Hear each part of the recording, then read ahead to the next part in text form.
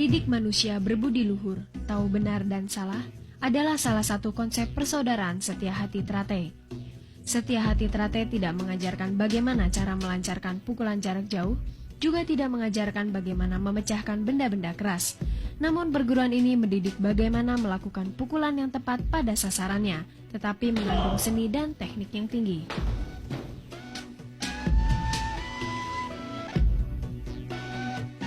Untuk bergabung ke Setia Hati Trate tidaklah sulit. Usia 9 tahun, sehat lahir batin sudah dianggap sah untuk perguruan ini. Sabuk polos meningkat ke sabuk merah muda dan hijau merupakan jenjang yang mesti ditempuh para anggota pemula, yang disebut dengan calon warga sebelum masuk menjadi warga.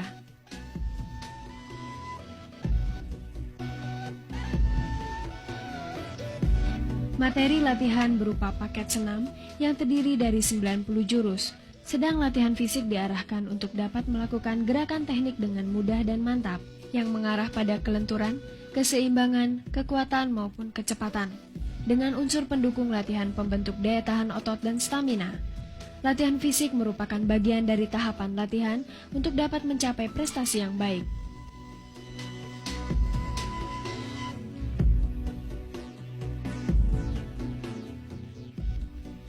Jika pesilat mempunyai kondisi fisik yang baik, akan dapat mengembangkan prestasi di bidang teknik dan taktik.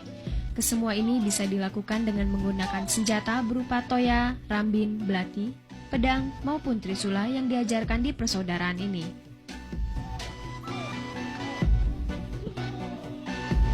Melalui masa latihan selama 6 bulan untuk tiap sabuk, calon warga ini telah melampaui sabuk hijau akan berakhir di tingkatan sabuk putih. Maksudnya setelah sekian lama berlatih dan digembleng di Setia Hati Trate, diharapkan para anggota mempunyai hati yang putih dan bersih.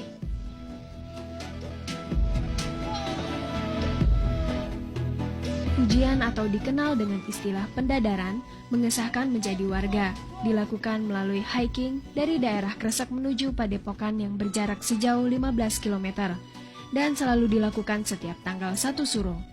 Setelah melampaui masa ujian, barulah para calon warga dianggap sah menjadi warga yang ditandai dengan upacara ritual.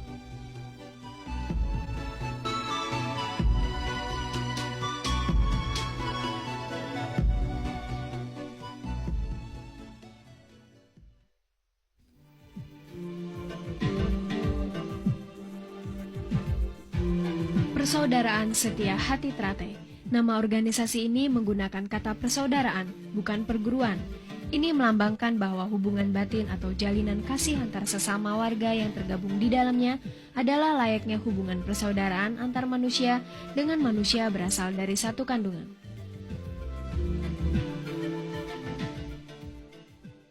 Satu persaudaraan sejati tidak memandang siapa kamu, siapa saya.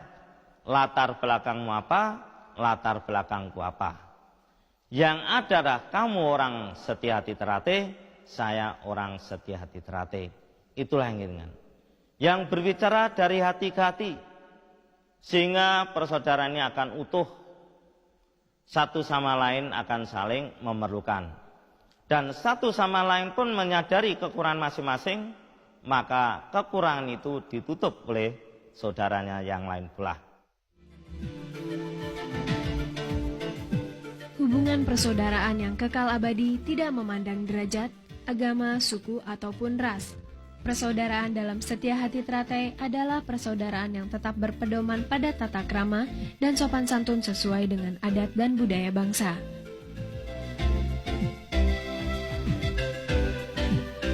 Korelasinya adalah bahwa di dalam tubuh Setia Hati Trate tidak terdapat hubungan antara guru dengan murid. Yang ada hanyalah hubungan antara saudara dengan saudara, di mana saudara yang lebih muda menghargai saudara yang tua. Begitu sebaliknya, saudara tua harus menyayangi saudara yang lebih muda.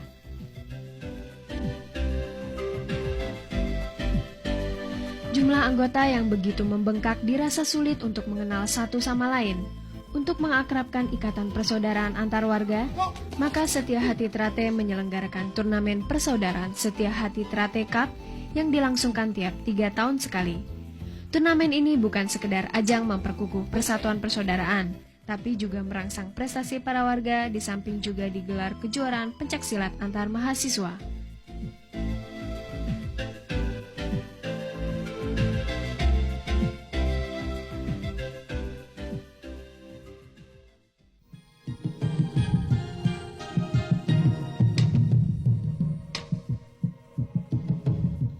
dari sekian banyak atlet-atlet berprestasi di perguruan ini adalah Sutrisno.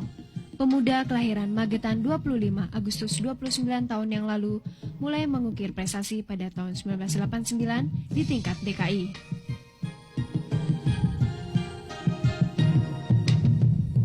Mengaku pertama kali mengikuti pencaksilat atas dorongan dari kakaknya, Sutrisno kini benar-benar jatuh cinta pada olahraga milik leluhur.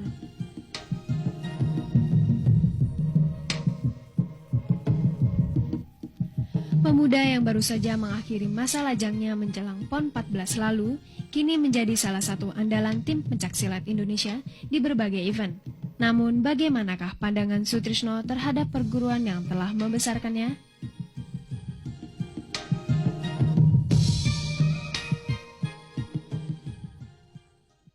Saya dari pertama sampai sekarang saya tetap orang SHTRAT.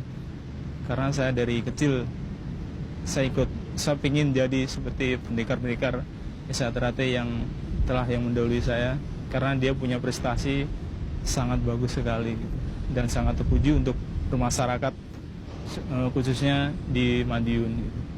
Di seluruh Madiun itu hampir semuanya, dari masyarakat, dari lurah, dari camat, dari bupati, semua tuh hampir semua SHTRAT. Karena mungkin SHTRAT ya karena bagus menurut saya.